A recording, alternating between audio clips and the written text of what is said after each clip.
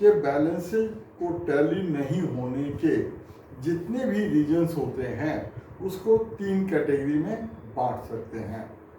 पहला रीजन होता है difference due to recording of transaction, दूसरा होता है difference due to transactions recorded in passbook only, और तीसरा होता है एरर्स।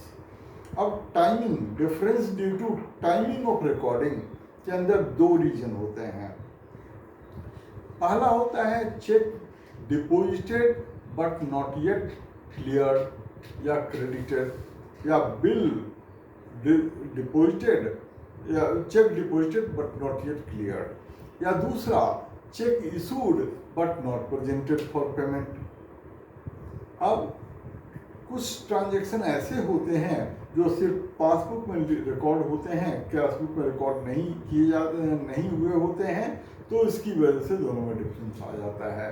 ऐसे 7 रीजन्स होते हैं, जैसे इंटरेस्ट और bank charges charged by the bank recorded only in passbook, दूसरा इंटरेस्ट और dividend collected by the bank not recorded in passbook only, direct payment by the bank, direct deposit by customer into the bank।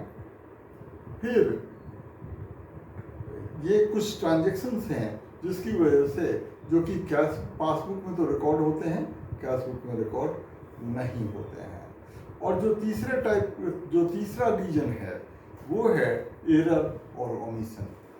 Cashbook या passbook में अगर debit में, credit में कोई transaction लिखना भूल गए, ज़्यादा लिख दिया, कम लिख दिया, तो इन रीजन से डिफरेंसेस होते हैं।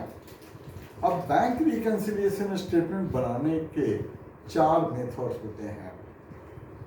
बैलेंस एज पर कैशबुक, दूसरा balance as per passbook, overdraft as per cashbook, overdraft as per passbook. ये 4 तरीके से बैंक रिकंसिलिएशन स्टेटमेंट बनते हैं। इसके फॉर्मेट भी 2 होते हैं, बट हम लोग ज़्यादा सुटेबल मेथड जो है, फॉर्मेट है, उसी को फॉलो करेंगे। ऊपर में ऑर्गेनाइजेशन का नाम लिख देंगे जिसकी बुक में बैंक रिकंसिलिएशन स्टेटमेंट बन रहा है। उसके नीचे कैपिटल लेटर में बैंक रिकंसिलिएशन स्टेटमेंट लिखते हैं। उसके नीचे बैंक रिकंसिलिएशन स्टेटमेंट बनाने का डेट डाल